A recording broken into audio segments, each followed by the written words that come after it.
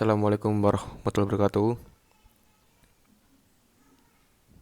Saya dari kelompok 3 dan beranggotakan saya sendiri Aryo Prawira, NIM 583 dari Hukum Kelas I dan Fajar Ali Rohmat, NIM 581. Pengertian kejahatan secara sosiologis, perbuatan yang melanggar norma masyarakat, dan secara yuridis perbuatan melanggar hukum, dan secara kriminologis perbuatan melanggar norma masyarakat dan hukum. Munculnya pengertian kriminologis didasarkan pada adanya kemungkinan suatu perbuatan dikatakan kejahatan secara yuridis tapi tidak secara sosiologis, seperti membunuh penjahat, bunuh diri, dan pelacuran. Tapi sebaliknya kejahatan secara sosiologis tidak secara yuridis, seperti kumpul kebo. Unsur-unsur kejahatan. Yang pertama, mempunyai akibat-akibat atau kerugian nyata. Yang kedua, akibat atau kerugian tersebut dilarang UU. Yang ketiga, perbuatan. Yang keempat, maksud jahat. Yang kelima, ada hubungan perbuatan atau kejadian dengan mens rea. Yang keenam, ada hubungan perbuatan dengan kerugian. Dan yang terakhir, sanksi UU. Jenis-jenis kejahatan. Ada kejahatan terhadap harta benda, kejahatan terhadap subjek hukum, kejahatan ketertiban umum, kejahatan kesusilaan, dan kejahatan terhadap perempuan, kejahatan bidang ekonomi, bidang politik, dan kejahatan baru, WCC, CC, OC, dan lain-lain.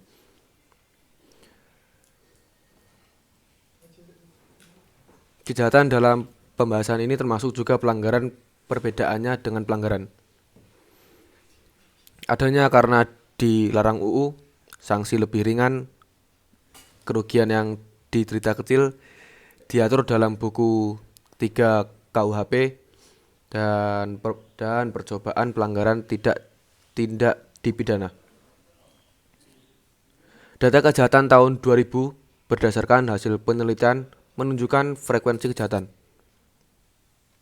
Curas 4,5 menit, pelanggaran penganiayaan berat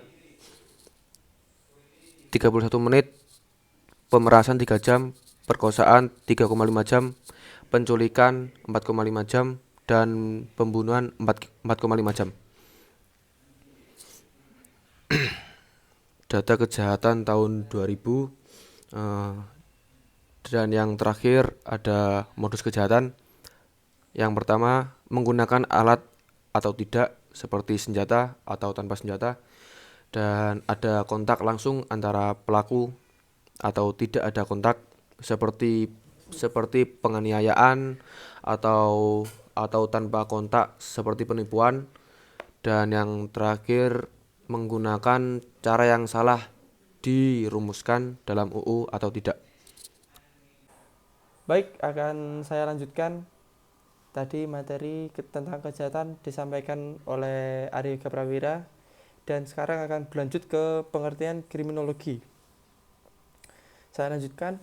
Pengertian kriminologi. Secara etimologis, kriminologi berasal dari kata Yunani yaitu crime, yang artinya adalah kejahatan, dan juga logos yang artinya adalah ilmu. Jadi kriminologi ini berarti ilmu tentang kejahatan.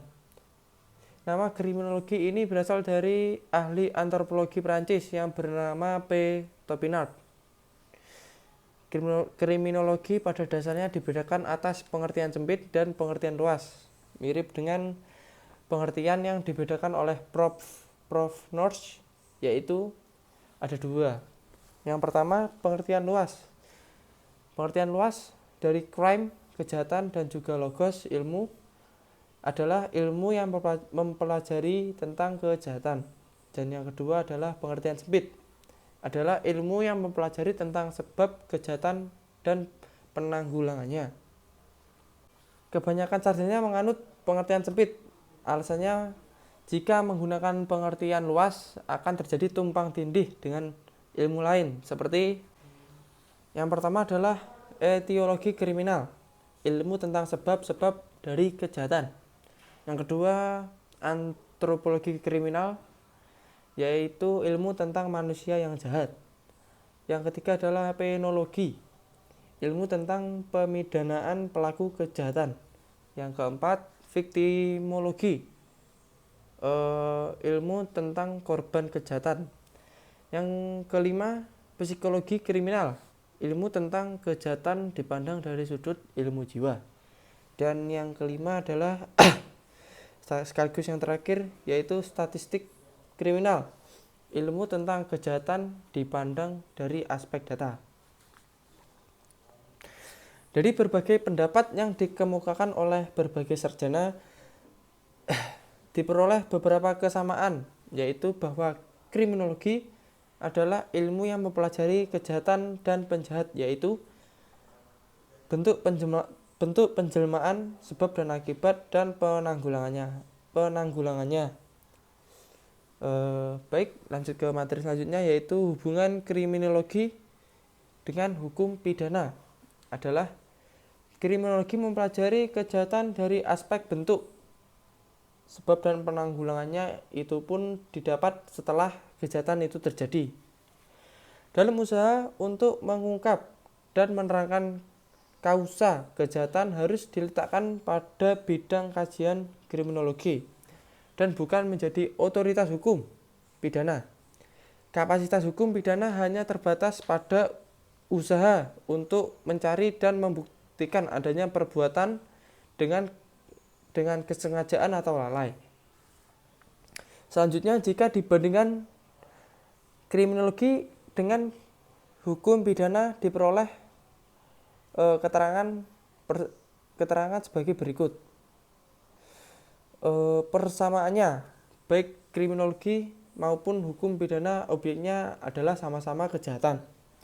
Perbedaannya, kriminologi berisi tentang pengetahuan gejala sosial dalam kurung kejahatan yang ada dalam masyarakat, lebih bersikap preventif keilmuan, mempengaruhi penyusunan undang-undang didasarkan pada teori realita masyarakat. Dan yang kedua adalah hukum pidana, berisi tentang norma perbuatan yang dilarang hubungan dengan ilmu lain. Menurut Sutherland, kriminologi mencakup 3 bagian pokok, yaitu yang pertama adalah sosiologi hukum, gejala masyarakat yang menimbulkan hukum, yang kedua itu tadi, dan yang ketiga adalah etiologi kriminal, sebab-sebab kejahatan. Penghukuman artinya menurut Sutherland yang didukung oleh Eliot, yaitu bahwa ilmu-ilmu merupakan bagian dari kriminologi. Ya, saya di sini melanjutkan materi teman saya. Dan sekarang masuk ke dalam materi yang ketiga, yaitu teori sosiologis atau lingkungan, atau yang dimaksud differentiation association. Teori ini muncul di Prancis abad ke-19. Reaksi terhadap ajaran Lombroso bahwa kejahatan disebabkan pengaruh sekitar atau lingkungan. Lingkungan yang dimaksud adalah lingkungan pemberi kesempatan, lingkungan pergaulan pemberi contoh. Dan Albert Bandura, Social Learning Theory, perilaku agresif manusia lebih merupakan hasil dari proses belajar sosial. Dan Gustave Le Bon,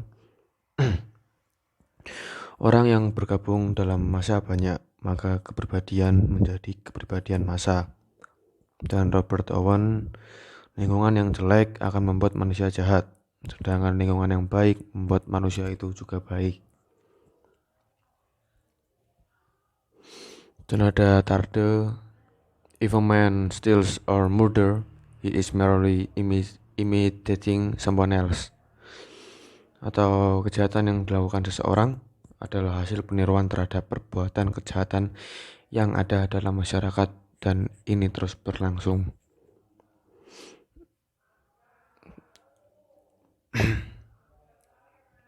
Dan Johnson, pemuda yang dekat dengan delinkuan lebih cenderung untuk melibatkan diri dalam kriminalitas daripada pemuda yang tidak punya teman sepergaulan delinkuan. Dan Lacazette, penyebab kejahatan adalah keadaan sosial di sekeliling manusia. 1980. Atau ingat Daud Yusuf, hentikan mana suka siaran niaga.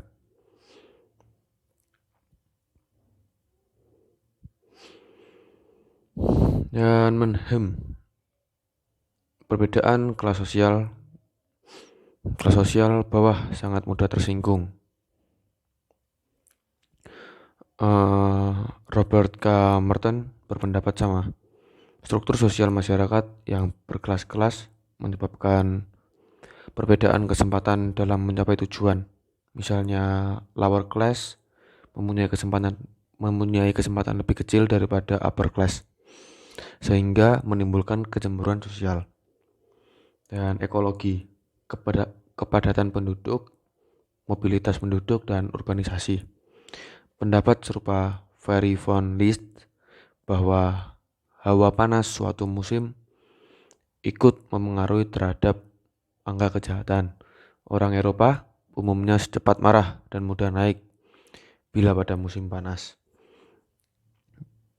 Dan yang tadi ada kepadatan penduduk, semakin padat maka semakin meningkat timbulnya perselisihan.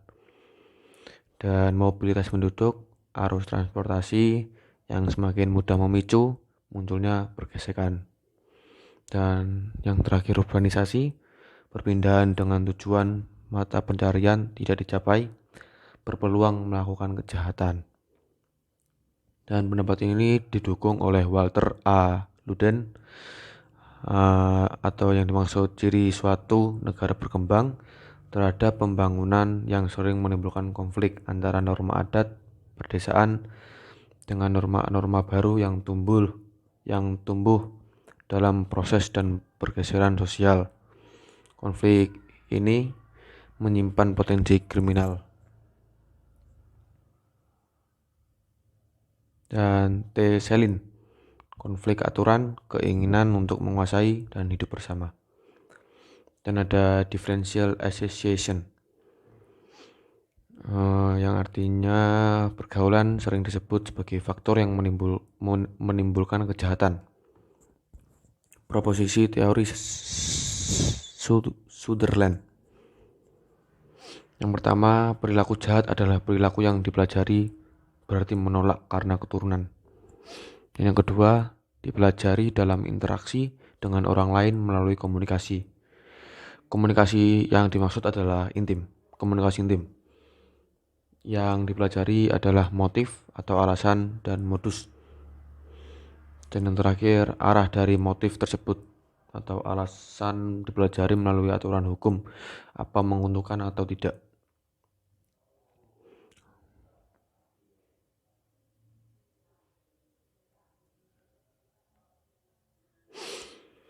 Dan juga pengaruh lingkungan.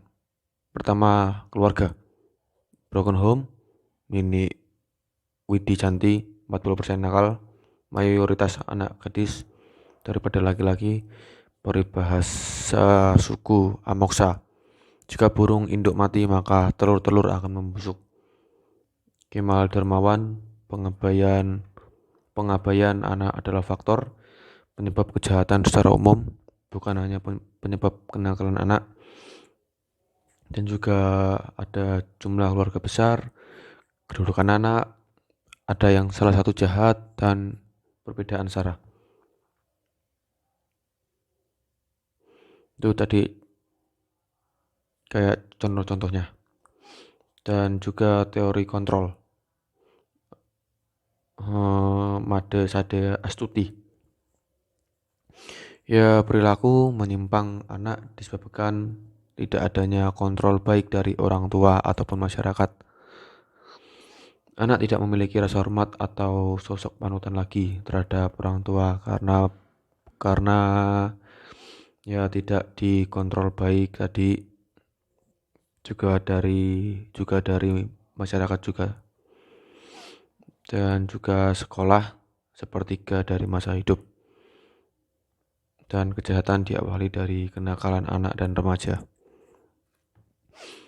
Yang terakhir, kelompok insidentil, massa, prinsip dalam dunia psikologis adalah seseorang yang berada di tengah-tengah kerumunan orang, potensi merubah kepribadian menjadi kepribadian orang banyak, geng, terorganisir. Kelompok ini memiliki ciri-ciri antara lain memiliki pemimpin, pengkaderan, jaringan luas, aturan main organisasi sebagai mata pencarian, dan korporasi. Baik, di sini saya akan melanjutkan poin kedua, yaitu ada teori fisionomi atau Lombroso, Italian School, 1876, antropologi kriminal. Lombroso dilahirkan dari keluarga Yahudi di Venesia. Seorang dokter IKK melakukan penelitian terhadap tengkorak manusia, dipengaruhi oleh pendapat Aristoteles bahwa tengkorak tempat otak sumber kecakapan, akal berpengaruh terhadap niat jahat. Bahwa penjahat adalah orang yang memiliki bakat jahat karena keturunan, dan bisa dilihat dari ciri fisik: tengkorak besar, rahang bawah panjang, hidung pesek, asimetris, dahi ke belakang, rambut tebal, makin tua makin botak kepala tengah, rambut janggut jarang, tahan sakit, alis tebal, dan lain-lain. Perubahan fisik tidak merubah bakat jahat. Dan menurut Ernst Kretschmer, membagi ke dalam 3 golongan fisik. Ada leptosome, kurus ceking, tertutup, atau distansi jaga jarak. Dan bigness, sedang, ramah, penipuan, dan pencurian. Dan ada sisi positif dan negatif dari teori tersebut. Jadi teori positifnya itu pertimbangan hakim RHA Soenario membantu pertimbangan hakim, dan teori negatifnya itu aparat terlalu a priori atau melanggar asas presumption of innocence. Di sini ada korelasi usia dengan kejahatan. Gueri. Menurut Gueri, jenis kelamin dan usia berhubungan erat dengan kriminalitas. Dan Nico Muller, berdasarkan hasil penelitian di Eropa, 21 pencurian sederhana umumnya TPHB, 21-30 mulai bersifat menyerang, penganiayaan, perampokan, dan penentangan, dan 30-50 penggelapan, 50 ke atas penghinaan, kesusilaan, atau yang disebut homoseks. Dan ada korelasi jenis kelamin dengan kejahatan. Menurut Noch, kriminalitas wanita sebenarnya lebih besar dari PN, dan lingkungan wanita menghindarkan dari kejahatan.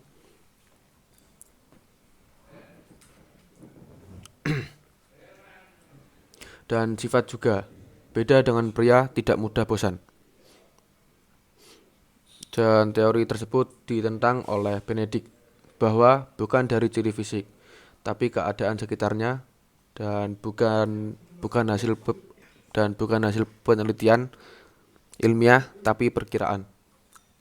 Dan ditentang oleh J.B. Goring, penelitian di Universitas Cambridge dan Oxford ternyata banyak yang baik, lingkungan yang dominan, dan juga ayah mencuri pasti ditutupi supaya tidak ditiru. Dan juga ditentang oleh Sutherland, kekeliruan dalam mengambil sampel, kurangnya sampel non-kriminal. Dan yang terakhir mazhab Indonesia, Soejono, Dirjo Sisworo dan Simanjuntak. Doktrin kriminologi tidak mengenal teori penyebab tunggal tapi multi teori. Yang dominan itu teori lingkungan Indonesia menolak teori ciri fisik. Dan yang terakhir ada teori mental tester. Menurut Goddard, kelemahan otak atau yang diturunkan oleh orang tua menyebabkan orang tersebut tak mampu menilai tingkah lakunya berakibat dan dilarang. Dan usia 12 tahun, IQ 100 normal, 75 ke bawah lemah ingatan, 70% napi lemah ingatan. Kita lanjutkan ke substansi yang ketiga, yaitu macam-macam teori kriminologi menurut mazhab lingkungan dalam kurung sosiokultural dan sosiokriminal. Setelah saya mencari beberapa materi, kita menemukan 4 materi yang cocok, saya dan rekan saya Ari Prawira. Yang pertama kita menemukan yaitu teori lingkungan semboyan. Yang kedua yaitu teori ekonomi. Yang ketiga teori differential identification and anticipation. Dan yang terakhir yang keempat yaitu teori subkebudayaan dalam kurung sosiokultural. Saya akan menjelaskan dari yang pertama yaitu teori lingkungan semboyan. Teori lingkungan semboyan yang terkenal dari mazhab ini adalah Die Welt ist mehr Code Admiral Ich. Artinya yaitu dunia lebih bertanggung jawab terhadap bagaimana jadinya saya daripada diri saya sendiri. Maksudnya, lingkunganlah yang menentukan mental karakter seseorang daripada orang itu sendiri. Dengan demikian, segala persoalan bisa dikembalikan pada faktor lingkungan, termasuk sebab musabab terjadinya kejahatan. Lingkungan yang memberi kesempatan tokohnya adalah Lacazette. Teori ini mengatakan bahwa yang terpenting itu adalah keadaan sosial di sekeliling kita. Keadaan sosial sekeliling kita adalah suatu pembenihan untuk kejahatan. Lacazette menyamakan bakteri dengan penjahat dan tubuh manusia. Yang B yaitu teori ekonomi. Teori ekonomi mempunyai pengaruh yang signifikan terhadap terjadinya kejahatan. Bahkan oleh Bonger dikatakan sistem ekonomi menguasai seluruh kejahatan. Bonger juga mengemukakan teorinya, yaitu kejahatan bukan karena faktor objektif, seperti kenaikan harga pangan, justru faktor subjektif tertentu yang dapat menimbulkan kejahatan, seperti pengangguran atau penghasilan yang sangat kecil, sehingga tekanan ekonomi akan membuat mereka merana dan sengsara, sehingga mau tidak mau mendorong mereka untuk melakukan kejahatan. Oleh karena itu, Bonger mengatakan membuat makmur dan mempertinggi nilai kebudayaan umum adalah usaha terbaik untuk melawan kejahatan. Yang C yaitu teori differential identification and anticipation. Daniel Glasser adalah pencetus teori ini yang pada pokoknya mempostulasikan seseorang menjadi jahat tidak hanya keterlibatannya dalam kurung pergaulannya secara langsung dengan para penjahat, melainkan juga mengacu pada eksistensi kriminal mereka. Dengan kata lain, orang tersebut mengidentifikasi dari penjahat atau orang lain yang berperilaku jahat, baik yang nyata-nyata ada maupun yang hanya ada dalam khayalan. Yang D sekaligus yang terakhir yaitu teori subkebudayaan dalam kurung subkultur. Teori ini dikemukakan oleh Marvin Wolfgang dan Franco Ferracuti. Dikatakan bahwa di dalam masyarakat harus dibedakan antara kebudayaan induk dengan subkebudayaan. Pada dasarnya, teori ini mengemukakan bahwa tingkah laku melanggar hukum adalah melanggar norma hukum bila ditinjau dari kebudayaan induk, tetapi akan dianggap sesuai dengan norma bila dilihat dari segi kebudayaannya itu sendiri. Baik, setelah kita menyampaikan dari substansi yang pertama sampai yang terakhir, terima kasih kepada Mas Aryo Yoga Prawira telah menyampaikan materi dengan sangat baik. Kita telah sampai kepada kesimpulan dari materi yang pertama sampai materi yang ketiga, materi 1, 2, 3. Kita akan jelaskan di sini. Memasuki yang pertama, substansi pokok di dalam materi pertama, yaitu tinjauan singkat tentang kejahatan dan kriminologi. Kriminologi merupakan ilmu yang mempelajari tentang kejahatan, meliputi sebab dan cara menanggulanginya.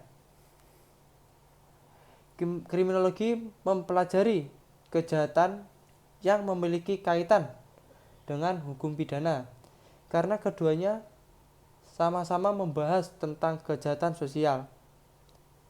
Mempelajari kriminologi ini memberikan banyak manfaat bagi para penegak hukum dengan melalui berbagai pendekatan yang ada. Setelah ini akan memasuki substansi yang kedua dan akan dijelaskan oleh rekan saya, yaitu Aryo Yoga Prawira. Saya persilakan. Baik, terima kasih Fajar. Di sini saya akan melanjutkan materi yang kedua. Baik, saya akan melanjutkan materi yang kedua atau yang disebut kesimpulan. Jadi yang pertama ada kesimpulan teori fisionomi atau yang disebut Lombroso Italian School 1876, menyatakan bahwa para penjahat adalah suatu bentuk yang lebih rendah dalam kehidupan, lebih mendekati nenek moyang yang mirip kera dalam hal sifat bawaan dan watak dibandingkan dengan mereka yang bukan penjahat. Dan yang kedua ada kesimpulan teori sosiologi atau lingkungan atau yang bisa disebut sosiologi lingkungan. Sosiologi lingkungan didefinisikan sebagai cabang sosiologi yang memusatkan kajiannya pada keterkaitan antara perilaku sosial manusia dengan lingkungan. Definisi ini sebenarnya memunculkan masalah tersendiri karena budaya manusia dalam suatu lingkungan tidak dapat dibahas secara menyeluruh. Dan yang ketiga ada kesimpulan teori mental tester. Teori ini berpendapat bahwa setiap penjahat adalah orang yang otaknya lemah. Karena orang yang otaknya lemah tidak dapat menilai perbuatannya, dan dengan demikian tidak dapat pula menilai akibat dari perbuatannya atau menangkap serta menilai arti hukum. Dan selanjutnya yang terakhir dilanjutkan oleh teman saya Fajar Ali Rahmat. Terima kasih Mas Aryo Yoga Prawira. Kita akan melanjutkan ke kesimpulan akhir dari materi substansi yang ketiga. Substansi materi yang ketiga yaitu macam-macam teori kriminologi menurut mazhab lingkungan, sosiokultural, dan sosiokriminal. Ini terdiri dari atas beberapa teori yang telah kita dapatkan dan telah kita cari dan kerjakan bersama rekan saya. Yang pertama yaitu teori lingkungan semboyan. Dan yang kedua yaitu teori ekonomi. Yang ketiga yaitu teori differential identification and anticipation. Dan yang keempat sekaligus yang terakhir teori subkebudayaan dalam kurung sosiokultural. Teori-teori ini tadi telah saya sampaikan ke substansi yang materi yang ketiga. Nanti kalau ingin dilihat bisa ke throwback videonya beberapa menit yang lalu. Kita akan ke penutupan akhir dari video ini. Silakan ditutup Mas Aryo Yoga Prawira. Baik, terima kasih. Baik, sekarang oke, tadi itu apa kesimpulan kita berdua. Jadi sekarang saya selaku Ari Yoga Prawira dan teman saya Fajar Ali Rahmat, kita mohon maaf bila ada tutur kata yang kurang berkenan. Kita akhiri. Wassalamualaikum warahmatullahi wabarakatuh.